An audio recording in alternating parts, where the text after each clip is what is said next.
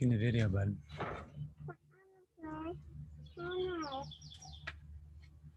Okay, ask mommy. Mommy's gonna play tennis with you today. In the video, bud.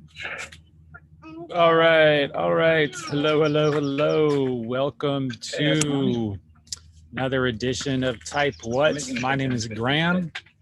I'm on a mission to mute other videos in my computer. No, I'm on a mission to find a cure for type 1 diabetes. So that is, it is no longer a life sentence, and I'm going to do it along with you.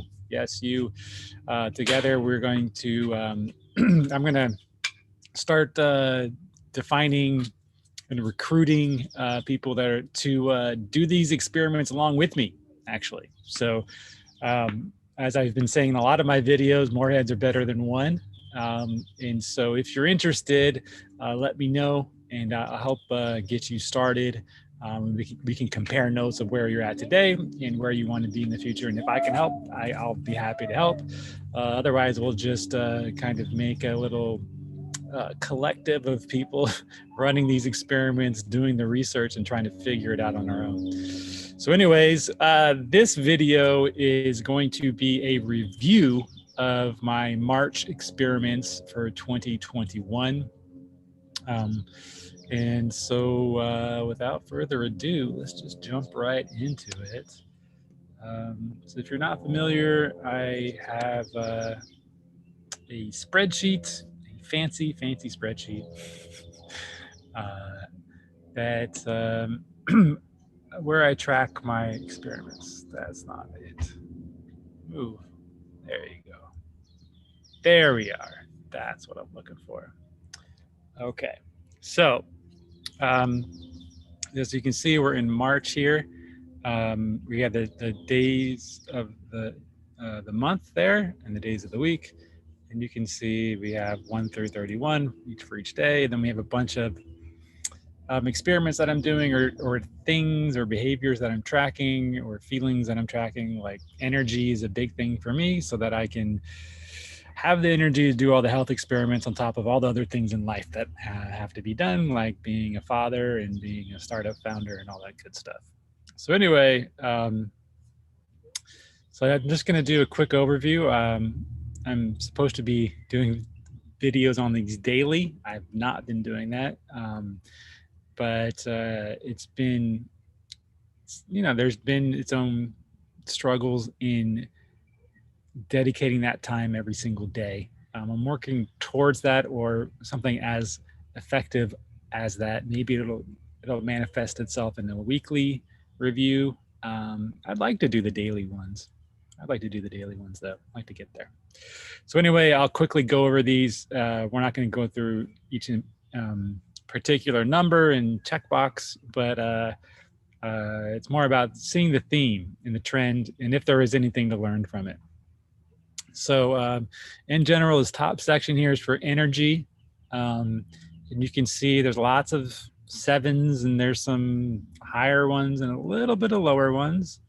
So we can see in here, we had a 5 and a 4 for energy. But other than that, if you look at these guys, my daily energy, pretty good. So I'm really happy with that.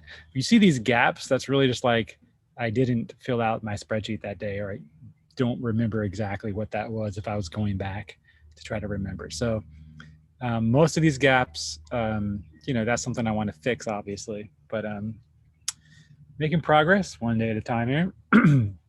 So energy was good. Now, this was a big issue for me a few times last year, which is why I'm taking, which is why I'm tracking how I feel at these different parts of the day. Because when I started the PKD diet, when my body was kind of transitioning there, I had a lot of days where just that deep fatigue where I just could not function.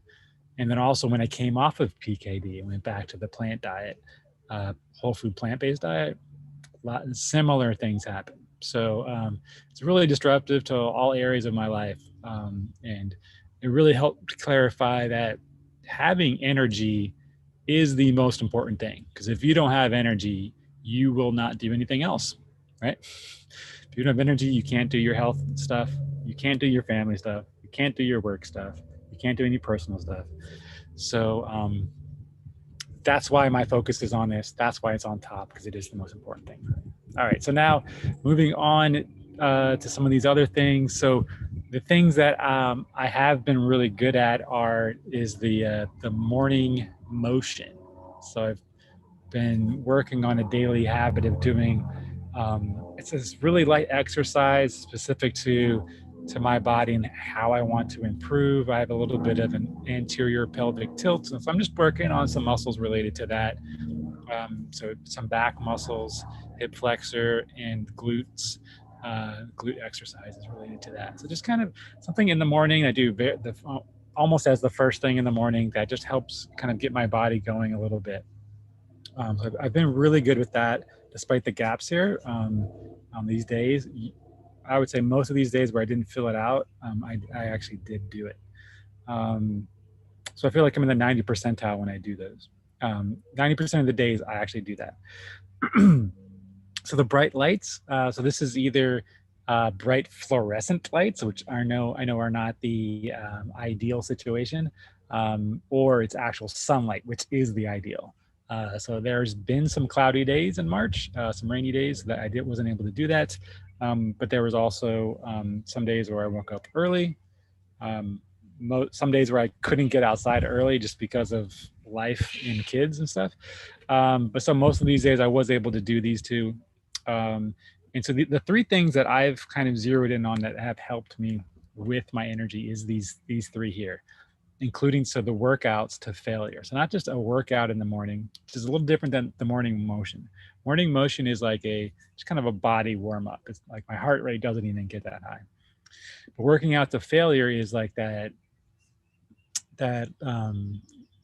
light stressor on your body. Like light is, I guess, subjective, but it's definitely a heavy exercise. But in terms of overall stressors, it's like a light and is temporary. So I want to work out so that I do build muscle. And I found that going to failure, like right up, like till you can't do any more, then you do three more type of situation, or at least you try to. That it stimulates the mitochondria, right? So that and both the effectiveness of each mitochondria and the amount of mitochondria actually stimulates them to grow more, so you have more volume. That seems to be working for me. So the first two, the morning motion and the light, help with your circadian rhythm and help the natural cortisol release in the morning, help wake you up. That's been really effective. Adding the cold showers, I for some reason didn't see that. Adding cold showers or just going outside in the morning. That's probably another line I should have. It is getting warmer here in Los Angeles, so it's gonna be harder to find. But during the winter, that cold does feel really good in the morning. It's better than a cup of coffee. Speaking of which, cheers. So I have been happy with that in my energy for March. Cold showers have been a lot less, very few, as you can see. I think I definitely had more than that. But that's on the days I missed the tracking. Okay, so good on the energy source, energy levels. I feel really good about that. I don't think I'm going to change anything for April, other than maybe tracking cold exposure. I don't know how I'm going to get that, honestly. I might need to do cold showers will be easiest. I might need to start adding other types of cold. Anyway, let's move on to diet. So approved sources for my paleo 2x2, largely, you can see, did not follow the approved sources. I think, February was my birthday, and then March was my wife's birthday. And I think I just kind of fell out of the plan I had going in January of the paleo 2x2 diet. So I have been getting back to that in April, but yeah, so largely not on that for for March, the liquid fasts, I really felt like I did more than one. So I was doing this cycle of 4 days for my exercise, and that included a liquid fast on the resting day. So that's interesting. I didn't do any water fasts. Stood pretty good about the 10% fat. Didn't do any of the meats, but I did do bone marrow then. So I think I was sick. I did get sick for 2 days. Let's see. I think it was this one. Yeah, so that lines up. So I had some bone broth when I was sick. Okay. And when I say sick, like there was a cold going through my family. One kid gets it, the next kid gets it. I had it for 2 days, and I did it with all like my protocol. And I feel like 2 days is more than I want, but it was much less than the week that type of illness, the sore throat, usually takes me through. So anyways, so diet, largely not following anything too strict, definitely staying with plants. So it was a plant-based diet, higher on carbs, higher on insulin because of that, to counteract the carbs. But I was eating breads, high carb fruits, things like that. So, and I did go away from it, like having non-dairy milks and things that aren't on the paleo 2x2. So diet was not very well followed in March. Okay, sleep. So sleep, and this is tied into energy, but also all the restorative processes with healing. So I don't feel like I had a very good, I think March, these numbers do look pretty good. You see hours of sleep are high. I mean, look at these, like 9.5. There's some 10s in there. But usually you'll see these two together, right? Like high amount of sleep with a low quality of sleep. So these are usually like when a kid comes in and the kid starts crying in the middle of the night and sleeps with us and kicks me for the half the night, So that's why I'm sleeping in more. 15 quality sleep. Oh, that's interesting. On a scale of 1 to 10, I don't know what happened there. That's definitely a misprint.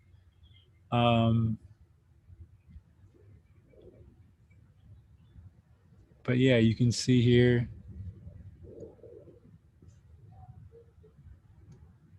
If you look at the hours, just the hours, that's pretty good. Like this is a big lifestyle change from where I was at before my diagnosis. I would probably average more 7 and 6 than 8. So what it probably looks like for this. So I'm still happy with that.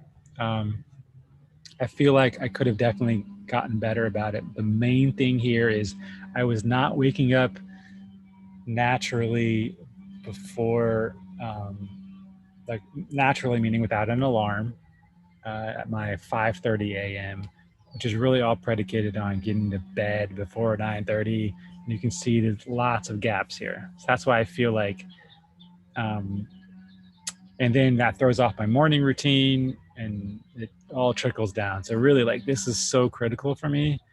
But in the midst of all the things I have to do, this was also not followed very well. I'll check in for comments. Do we have anyone live with us? Dude, there you are. Okay. No comments.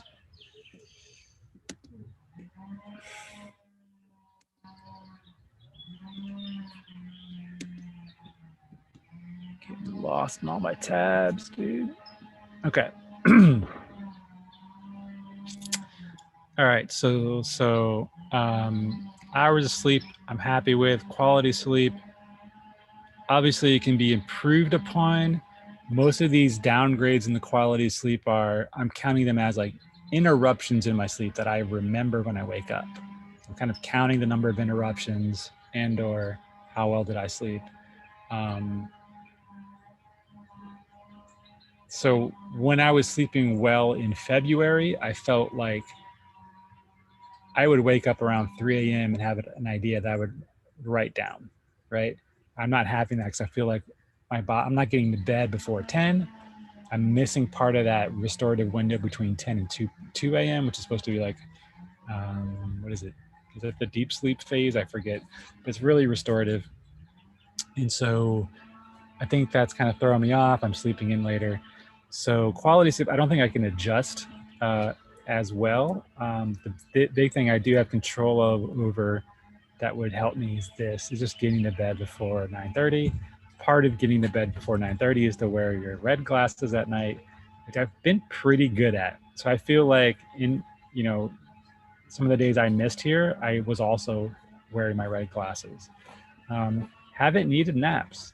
These naps, this was, I think when I was ill, when I was sick, I just needed a nap. Food, I've been definitely overeating, and so part of that feasting has been having as much food as I want, and usually it's amazing how bottomless my stomach is right now. Like I will eat probably 3 servings of dinner and then have something as a dessert or a snack or something after that. So I have not been following that. I did do some experiments on this in particular. This does have an impact on my sleep quality for sure, especially if I eat right before I go to sleep, like within 20 minutes of going to sleep, which I did a couple times, like having a peanut butter and jelly sandwich and a glass of milk before bed. Yeah, that definitely reduced the quality of sleep. I definitely could feel that. So 4 hours, that would be great, fully digested by then. So I'll probably keep tracking that. I did notice a difference there. And so that's something that would help with the quality of sleep. That's another input for that. And then this is another measure of the quality of sleep is like, did I wake up before when I want? Did I wake up naturally without an alarm when I want to? So that I'm getting the 7.5, 8 hours range. I'm getting high quality sleep. If my body's fully restored, I'm not needing to pay down any sleep debt to sleep longer than that. And then I wake up naturally. So that's another way I'm kind of measuring that. This is all kinds of quality stuff. So yeah, I feel like the sleep was okay. I definitely feel like I can improve on it despite having pretty good quantity of sleep. All right, moving on. Exercise. Feel really good about the exercise. I think I fell off a little bit on it, but I got back. I started March well, and I ended March well, and then I had that little bit of the illness in the middle, which maybe threw me off a little bit. But the cycle between running, weightlifting, and core workout and stretching have all been pretty good. Stretching is that's a nightly thing on my nightly routine. I've been also doing that in the morning. And as far as exercise is going, I've been enjoying this. I think it's working very well for me. I'm making progress on it. It's helping with my energy. It helps my body feel good. And yes, I have not been doing any post-meal exercises on a regular basis. I have not been making a point of that. This is primarily for insulin usage, to reduce the amount of insulin that I need. And so I haven't felt like I needed to do that, although it would definitely be beneficial, especially if I've been on that this month, because I was on more of a higher carb eating. So yeah, that's definitely something I can improve on. Obviously, no marks for that. I don't think it's technically a goose egg. Like there's definitely meals after which I did some jumping jacks and squats and stuff for the purpose of that. I was like, oh man, I just ate a bunch of carbs. I better do some exercise after this. So yeah, but I don't know if that's a priority for me necessarily. It should be, because one of my goals is to not reduce the amount of insulin that I take. Like that's not the root of the goal. The root of the goal is to give my pancreas and my beta cells a break, to not overwork them, while I'm figuring out how to heal my body completely. And so the post-meal exercise reduces the amount of insulin that you need and can help with that. Also, taking insulin shots can help with that. So, you know, you can do the post-meal exercise or take more insulin, or both. Well, no, not both, because you'll go hypo. But yeah, I think I need to make a call on that. I don't think I'm ready to make a decision right now. But anyway, goose egg pretty much on the post-meal exercise, but feeling good about that routine. Going to keep that going forward for March. I think this is a winning formula for me. Hydration. The morning hydration has been very good for me. I feel really good. From my lab results, the last couple times, my sodium has been low. Part of the reason for that, as a theory, is that I was drinking too much water. So I've actually done the water in the morning. I felt really good with that. And given that some time without anything else next to that, like no coffee, no tea, some minutes, 20 minutes is the main thing I'm shooting for. And then, but not worrying too much about the number, right? Like having to do this amount of ounces a day, or going off how my body feels, how thirsty my body is, and just feeding my body after that. So setting the tone for the day in the morning, and then listening to my body for the rest. That's kind of how that's gone. And I think that's the way I want to do it. I also don't like having to go to the bathroom a whole lot for just for interruptions in my day. I'm just going to drink if I'm thirsty. I think that's the right way to do it, and drink water, not soda, right? Natural sun did not do my sunrise. Well, just to recap, I feel good about hydration. I'm going to keep going with this in April. For the natural sun exposure and the grounding, have not done the sunrise or sunset. I don't have as easy of access as I would like to those things. I can drive to a local parking garage and get my sunrise. I haven't been waking up in enough time to do that on every day. And I just got a lot going on in my day. I don't feel like that's the highest ROI for me. I have been getting sunlight just about every day. Definitely more than what is marked here. Probably, I would probably say 2/3 of my days. I've been getting a good amount of sunlight. I do things like what I'm doing right now. So I'm getting sun exposure right now as we talk. Trying to do multiple things at once just to be productive, right? So, this natural sunlight is definitely one of the key things that has changed my skin. So it's something visible that I could see.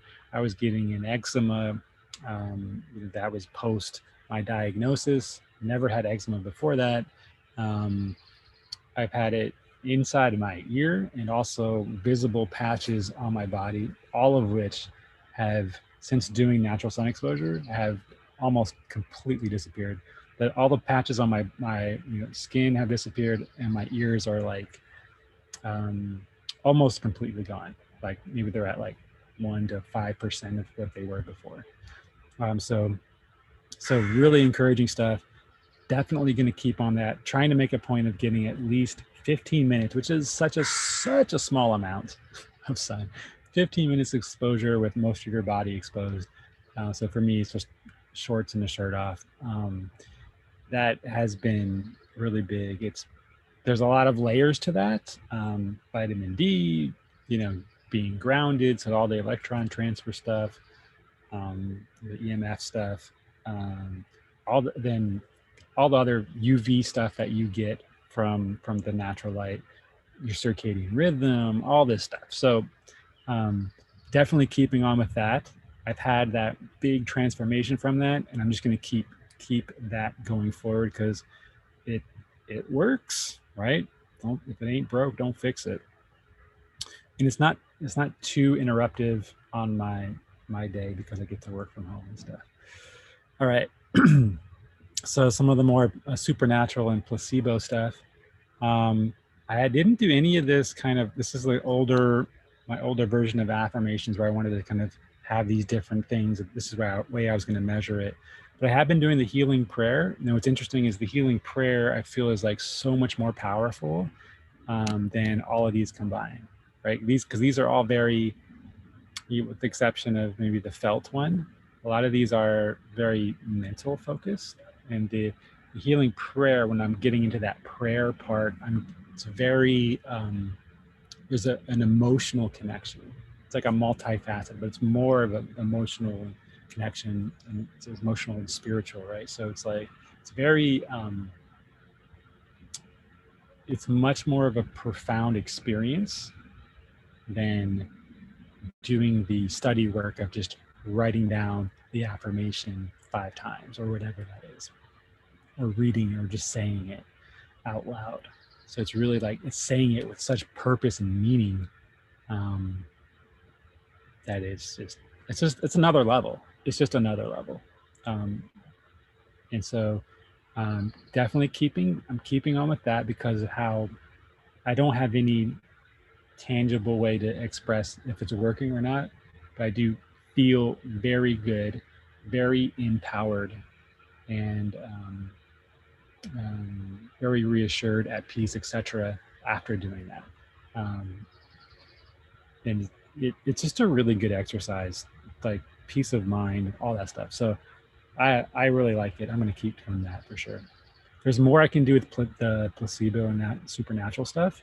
I definitely do want to add more. And I'll probably look into that as I evaluate April. Okay, moving on to supplements. So supplements, I kept it pretty simple. And again, I went over this before, like this, there's a supplement area up here, and then I have illness. So I have supplements down here in the illness area. I have medications. I have insulin, which is like technically another type of medication. So it's a little bit spread out here. But in terms of supplements, I did a few of the Dr. Colleen things. I did a lot of the pills. I was pretty good with the pills. Even on these gap days, I did pills, which are some of the Chinese herbs. 6 Gentlemen is one of them, and another one, I forget the name. They're in the previous video if you want to look it up. And then the digestive powder, I did that less consistent, but I still was using that on a regular basis. I did not notice any change when I was doing the pill versus not the pills, which is a little bit different than my experience pre-PKD. I did notice the difference in my stools from taking the Chinese herbs before. So yeah, I don't know how to evaluate that. I don't know if there's a conclusion there or if it's just other things are muddying the waters in terms of that. But that's what I stuck with pretty well. Off and on, I did the B vitamins. So my last lab test results, I was still a little bit low in the B. I've been all like full plants. So taking the B supplement there. The digestive enzymes to help with just my stool solidity and with my gastrointestinal tract. Yeah, just trying to help it however I can. I kind of stopped doing HCl halfway through just because I was getting a little bit of heartburn, and so I didn't want to overdo that part of it. If I felt like that was a side effect of having too much of that acid in my stomach. So I pulled back on that. I might get back to that. I need to reevaluate my digestive supplements. So I do also want to add back in the some other gut things. I'm gonna get to gut in probably my next video. All right, moving on though for this. So the stress stuff. So Wim Hof continues to impress me. Coffee's turning cold. Those breathing exercises that I call it the Wim Hof. You know, there's the actual Chinese name for it. There's a Japanese version of it too, I think. But basically, that breathing exercise is really good. I was not as consistent as I would like with it. And I have since gotten back to this in the beginning of April. I just wondered why I ever got away from it. Like, it is so good from a stress management standpoint. It just like resets you, clears your mind, and it's like takes 5 minutes and gives you this level of peace that is profound. I do my meditation right after that for that reason, and then I do my healing prayer after that meditation, and those three back to back are just so good, so good. So because these are usually paired together, you can see they kind of track together this way. For some reason, and I think it's because my habit stack gets a little fragmented in the morning, depending on if I'm watching the kids or not. These things get lost, but these are so good, and I do not want to stop these. I want to do these every single day, even if I have to do it at night right before bed. So these are really good. Definitely going to keep up with those. Journaling is definitely good for peace of mind. Did get away from that this month as well. I got away from a few things, got thrown off. I think it started with diet, eating late, having bad sleep. A few things got thrown in there. And then, some of the habits started to fall off. And then I had to, oscillate, the pendulum had swung one direction, and I'm pulling it back over. So it swung this way. You see why the gap of the lack on the other side, and like, man, this is not as good as I want it to be. It's not as good as it was last month. And swinging it back with all these things. So journaling is one of the things I kind of have had fallen off that I do really enjoy. It helps me think through problems. I feel like I'm really in my element when I'm just thinking through stuff like that.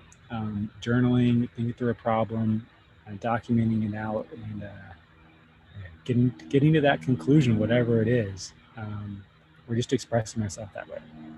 So definitely going to get back to that. Coffee. Let's talk about coffee. So I am on the caffeine. I've been back on the caffeine for most of the days, as you can see here, and I don't think it's been detrimental. I don't think it was. I don't think it had an impact on my sleep, although those two things are colliding there.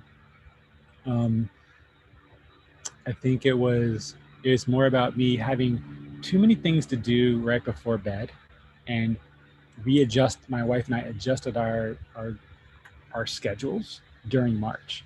So we made this big shift in our schedules, which I think then shifted out some of the details, and some of those details got lost in the shuffle. And now I'm building them back in, getting them back in. Just even today I'm working on that. So, but I do feel like getting enough sleep enables me to have the caffeine without the side effects, without getting trapped in needing the caffeine to be productive, right? Because you already have enough sleep.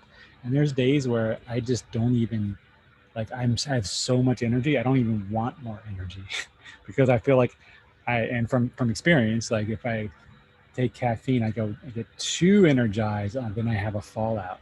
If I'm too energized on caffeine, I can't even concentrate on one specific task. I just jump all over the place. I need to focus, right, to be productive. And so, yeah. So I use coffee as just more of an atmosphere thing, and I do enjoy how it does stimulate my mind, but I don't rely on it. the same way. So I feel like, and I haven't felt any negative feelings consistently in my stomach or in my GI tract from that. Some days I do, some days I don't, and I can't track exactly why. So I am back on the caffeine. I'm going to be open to doing that or not. I don't feel strongly right now, one way or the other with that.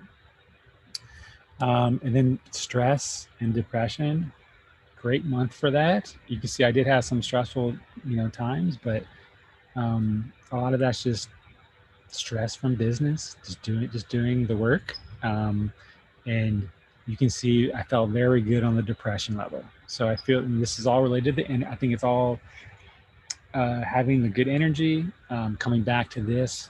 So I do feel like I'm in a very good place in that regard. There's room for improvement, but I think, some stress is good. There's good stress and bad stress. I feel like I had, overall, I didn't have too much stress. So definitely within management, nothing overflowing into my sleep that takes me through the next morning where I'm worrying about something. So I feel really good from a stress level. Thank God for that. All right, so the next is illness, right? Some of these things I do to prevent illness. And of course, when I lack some of my prevention and I'm exposed to something at the same time, that's when I got sick. So I wasn't consistent here in this block. And then I got sick, and then I was really consistent, right? Because it was on my radar. So that's what this kind of happened, and it just shows to there's very simple things I can do to kind of keep my resistance high. And then when I know I am being exposed, is to ramp that up to the ultimate level. And I didn't do it because, and I also, I was taking care of a child, right? So it's not like I went to the grocery store and I got sick. The child was like coughing inside of my mouth, right? As I held them because they were crying, right? So high exposure rate, right? And because of that, I just gotta be better at taking it up to the extreme because of that extreme exposure. But that said, 2 days out is really good. From usually when I'm sick, it's historically my whole life it would be from 3 days to a week usually. So 2 days is still really good, and I progressed through it pretty quickly. So I feel good about that. But that's the lesson I'm going to learn there. Really solid on my nebulization. I do know I've nebulized every single day in March. I've never nebulized every single day since I set out to do it, except for I believe one day, and that day was busy during the day. I lost track of nebulizing in the morning, and I needed to nebulize in the evening, but I was like just really out of it, so tired. I was past my bedtime by an hour, I think, at least, and I was just like, usually I'm just like, I'm going to prioritize nebulizing over sleep. But it was one of those days I needed that sleep more than I needed that consistency. So I did, there's one break in that chain, but really solid on this. I do need to improve my morning. So I'm doing it at least once a day, and I need to improve on that morning. The shifting schedules between me and my wife did throw that for a spin. So I need to figure out how to nebulize while watching my young children. So I have some ideas now that I'm doing activities for them while I do that. And so, but yeah, so really good with that. Really good with the no illness except for those 2 days, and really good with the deep fatigue level. You see I had a little bit here, but again, that's coming back to my energy. So these are these warning days. I'm gonna try to figure out how not to do it. But really good overall. Okay, so moving on to detoxing, ion cleanse. I feel like I did at least one, maybe 2 more days here. I have not been doing the 1 day on, 2 days off. as prescribed as I get started here. I have researched this, and I do. There are people that do 3 days on, 1 day off, which is more of an extreme to get started. And I feel like that's definitely where I'm at.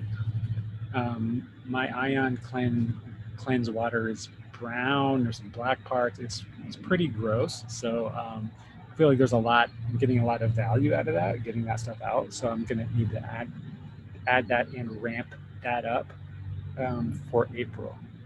So this is something. This is something I do need to improve on going forward. Insulin, didn't really track this in the spreadsheet. Is one of the details that was time consuming enough that I just didn't get to it. I do have all this information. I've taken photos of every single insulin injection that I've taken. So I have that in my iCloud, so I can come back to that if I need to. And sometimes I did also add that to my Dexcom Clarity, so I can view it there, but didn't do that all the time. Medications, I think I only did my eardrops once. Didn't have to do any of this. So no eczema, psoriasis cream, because I don't have that anymore. No disinfecting drops, because I haven't been, my ear checkups, they haven't been infected at all. And I attribute all of that to the natural sun exposure. Physical injuries, I have felt really good on my physical mobility. So not a lot to report there, and I've been diligent about checking into that. Pretty diligent. Let's talk about poop. So this is the poop counters here. Just because this is, a health. This is how I can measure the health of my GI tract. 1 second. I'm talking to people, sweetie pie. How can I help you? The corn's ready. Oh, the corn's ready. The corn is ready. Okay, dinner's ready, guys. Okay, I'll be in just a few minutes, okay? Thank you for letting me know. Do you want to say hi? No. Okay. All right, so from a BM perspective, it was largely, this is the typical day, right? So one movement, not solid, but not diarrhea. I feel weird talking about this like in the open, but that's part of the transparency that I think might help with this. And so I apologize if you're eating or this and that, but I think it's an important topic just because of the relationship between GI and type 1 diabetes. And this is something that has been deficient from my diagnosis and not before that. So this is correlated, if not, there's some causation involved. So the health of that system, I think, is important, and this is how I'm measuring it. So yeah, but just the overall is, it's been, I did have this where I had 2 movements, two smaller ones, and one was more solid than the other. So yeah, that's just a measurement thing. There's nothing that's kind of going into that. I mean, there's plenty going in. It's all the foods, all the diet, it's all the digestive pills and stuff. But I don't feel like there's been anything that is really, I've noticed that can be correlated to this one. Let's do a quick check. Because I haven't done this. So my 1 day that I had a solid, let's see, does anything stand out?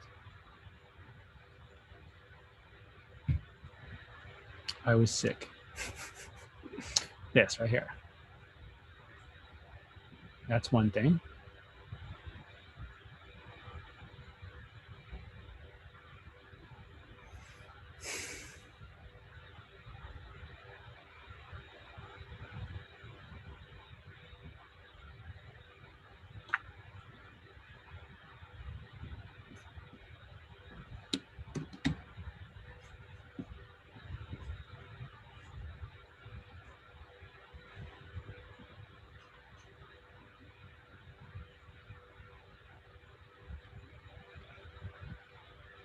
Liquid fast.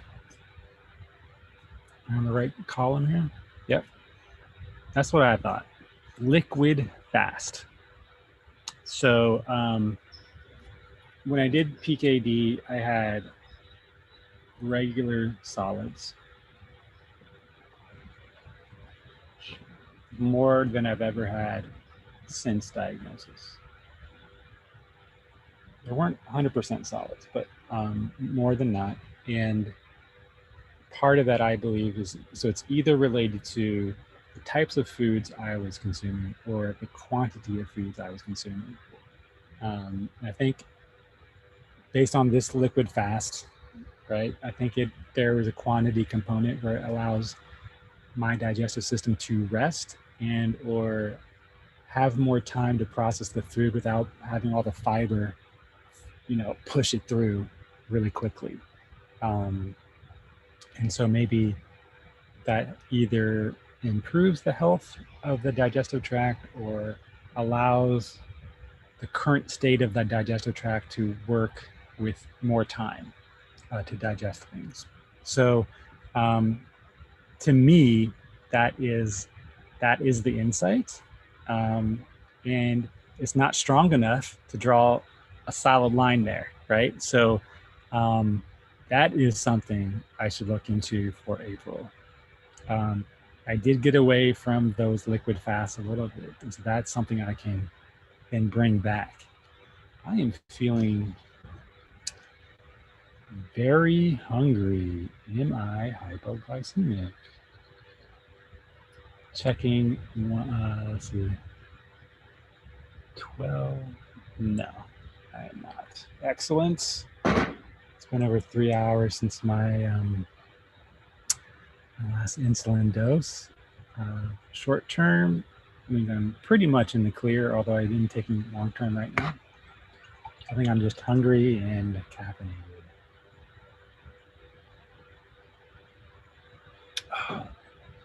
Okay, so this is one of the reasons I do like going over this. Oops.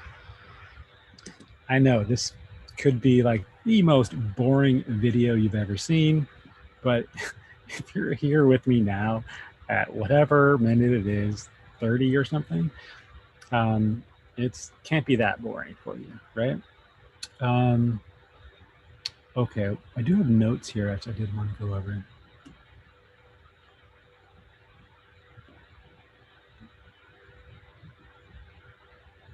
Sore throat was on the 17th.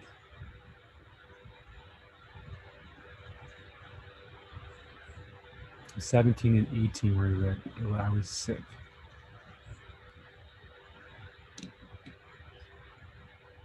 Why is my computer slow? Yeah, so you can see that correlates with all the vitamins. So I was trying to catch up on the vitamins, and you can see that the Tuesday and Monday, I remember now, I think my daughter got sick on Sunday, and I think she was fine on Monday, and my son got sick on Monday or Tuesday. I think it was Tuesday. I think it was one of these days, and then I think it was Monday, because then there was some time there where he was sick for 2 days, and then I was sick for 2 days. But yeah, so yeah, I have those notes section, which is super helpful. But yeah, I think, a good takeaway there is the quantity of food. How can I reproduce that? And is reproducing that even valuable? Does that help me on my healing journey? Is that going to help me heal my gut to the point where I don't need to fast? Is it going to heal the behavior within my body that leads to all of these lab results that indicate I have type 1 diabetes? I don't know.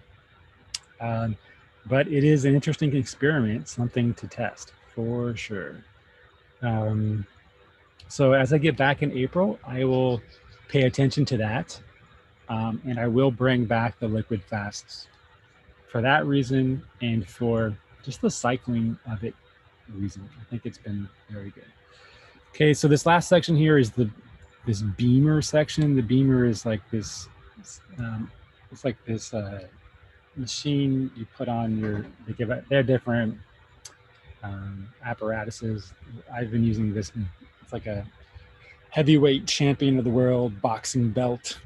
but it does. I put it on my waist too, so I feel like a champion. Just kidding. It stimulates the circulation in your body, and specifically the micro circulation in your little blood vessels. Been putting that on my abdomen to stimulate that area, right, to help with my digestive area. So we've been pretty consistent with this. I'm also pairing it with the nebulization so that right after I nebulize with all the silver in my bloodstream, I'm doing I was doing the BEMER. I misspelled it. There's no A. Oh my. My computer is slow.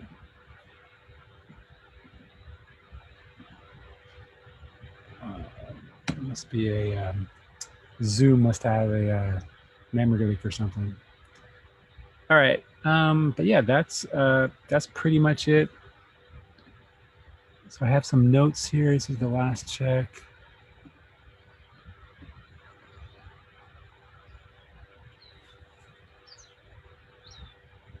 So on the 3rd, I felt a tickle in my throat, but did not get sick. That's interesting. So this one, I just noted that my first nebulization was at 9 p.m. And I think that's why I added a second line of nebulization to AM and PM. This is when I was sick. This is when I felt normal, but had a runny nose. That's kind of that's the 3rd day after being sick where I felt normal, but just had to deal with blowing my nose. So that's still in the win column for me, although it's not a perfect record, right? I think that's it for the notes. All right, guys, so that was March. So my takeaways are keep doing most of what I'm doing. Test out the correlation between BMs and liquid fasts. Read up on that correlation. Improve. I can't scroll, guys. I don't know if you're seeing this, but scrolling is like delayed by seconds. Improve my sleep habits, which I think is everything else is going to get better from. Get back to the diet. I have been getting back to the diet, following the diet, so I feel good about that. Keep on the exercise, keep on the hydration, keep on the natural sun. Adjust my tracking on the placebo effect to more accurately go over what I'm doing and add some things that I want to do. I kind of want to reorganize how I'm tracking my supplements. Get better at consistency on the Wim Hof and the meditation. I'm okay with doing the caffeine at this point. Do more ion cleanse. Be more consistent with my vitamins to prevent and then take it to that extreme if I'm being exposed before I feel any symptoms.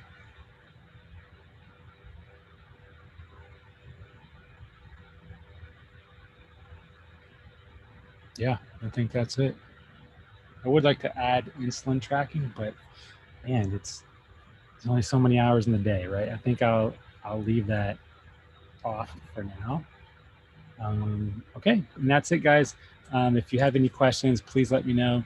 I do want to collaborate with those of you that are willing to do research on your own, that are willing to compare notes with me, or that are willing to do some experiments to try to figure this thing out with the goal of finding a cure that's repeatable of type 1 diabetes, that is easily accessible to everybody, so that we can end the life sentence that so many of us are on or have been given. So if you refuse to believe that it is a life sentence, that we have the tools available to us to get rid of it, let's talk. Let's collaborate. Jump in the comments. Let's connect. You can DM me, and we will figure this out together. If you want some help or just some more background on what I'm doing, you can also contact me. And yeah, let's figure this thing out. More heads are better than one. I look forward to meeting you and yeah, helping you on your journey as you help me on mine, and we help the world figure this thing out and get rid of it once and for all. All right, guys. Again, my name is Graham. I wish you a good day. Bye-bye.